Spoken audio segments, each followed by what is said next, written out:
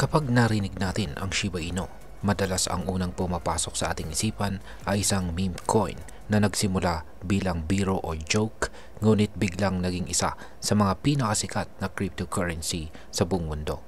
Pero ayon po kay Ginong Satoshi Kusama, ang pseudonymous lead developer ng Shiba Inu, hindi lamang po basta meme coin itong si SHIB, sapagkat sa susunod na 5 taon daw, ang SHIB ecosystem ay may ambisyosong maging isang global powerhouse na kayang makipagsabayan sa mga malalaking blockchain ecosystem gaya po ni XRP at saka Solana. Pero paano po ito mangyayari? Ano po ang mga hakbang na ginagawa ng Shiba Inu ecosystem upang maabot ang ambisyong ito? Kaya yan po ang siyang ating alamin sa video na ito. Pero bago po tayo magpatuloy, ay nais ko lamang po munang bigyang linaw ang aking disclaimer kung saan ang nilalaman po ng video na ito ay hindi po ito isang financial advice. For education and information purposes lamang po ang layunin nito. Ayan po kay Ginoong Kusama, ang mabilis na pag-evolve ng Shiba Inu ecosystem ay malayo na ang narating nito simula nang ito ay mailabas. Ngunit naniniwala po siya na mas malaki pa ang potensyal nito pagdating sa global adoption. Ang pangunahing layunin nila ay gawing isang global powerhouse ang ecosystem ni Shiba Inu, hindi lang sa larangan ng cryptocurrency, kundi pati na rin sa mas malawak na Web3 space.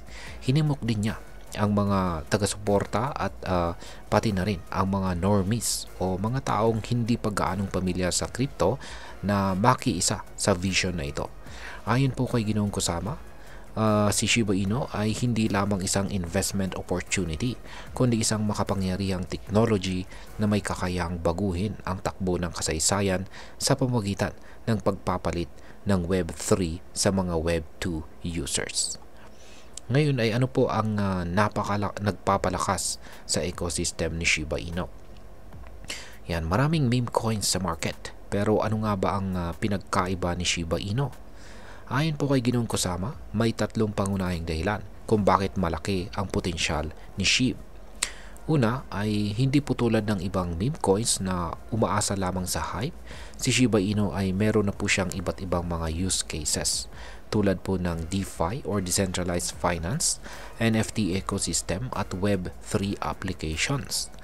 Pangalawa, si Shiba Inu ay may napakalakas na brand identity na madaling makilala ng maraming tao, kaya madali po itong tanggapin sa mainstream market. At ang pangatlo, hindi lang ito basta-basta crypto token, kundi isang buong ecosystem na naglalaman ng mga makabagong teknolohiya na maaari pong gamitin ng iba't ibang industriya sa buong mundo. Ngayon ay paano po itinutulak ng Shiba Inu ang global expansion? Ayan, isa sa mga patunay po na seryoso ang Shiba Inu ecosystem sa kanilang expansion ay ang partnership nito sa UAE Ministry of Energy and Infrastructure.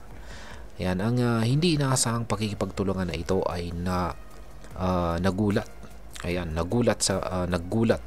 sa maraming mga crypto enthusiasts dahil nangangahulugan ito na gagamitin ng isang gobyerno ang technology ng Shiba Inu upang magbigay ng Web3 based energy, infrastructure at governance solutions sa kanilang bansa. At hindi lang diyan nagtatapos ang plano ng Shiba Inu. Ayon po kay Ginoong Kusama, ang ultimate goal nila ay gawing powered by SHIB ang iba't ibang technology sa buong mundo. Ibig sabihin, layunin po nilang makipagtulungan hindi lamang sa mga private companies, kundi pati na rin sa iba pang mga gobyerno upang maabot ang global level. Ngayon, ano po ang papel ng SHIB OS? Yan, sa pagpapalawak ng ecosystem nito. Ang SHIB OS ay isa sa mga pangunahing innovation ng ecosystem ni Shiba Inu.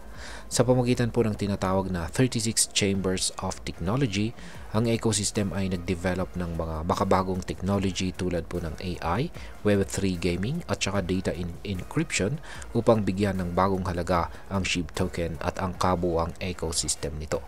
Ayon po kay Ginoong Kusama, ang Shiba OS ay magiging foundation ng kanilang global expansion, kung saan gagamitin ito sa maliliit at malalaking negosyo sa iba't ibang bahagi ng mundo. Sa ganitong paraan, hindi lang crypto investors ang makikinabang, kundi pati na rin ang mga taong walang access sa traditional na banking system. Ito po yung mga tinatawag na unbank. Ang layunin nila ay gawing accessible ang technology ni Shiba Inu sa lahat, sa parehong paraan kung paano po naging household name ang Google sa larangan ng internet. Ngayon ay paano po inihahalin tulad ni Ginong Kusama ang Shiba Inu sa Disney? Ayan, ayon po kay Ginong Kusama, ang Shiba Inu ecosystem ay maaari pong ituring na Disney ng Web3. Kung paano naging iconic ang Mickey Mouse sa media industry, ganun din daw ang gustong gawin ng Shiba Inu sa blockchain world. Isipin mo ang isang mundo kung saan ang technology na powered by SHIB ay makikita sa iba't ibang industriya mula gaming, artificial intelligence at saka blockchain applications hanggang sa gobyerno at mga private sectors.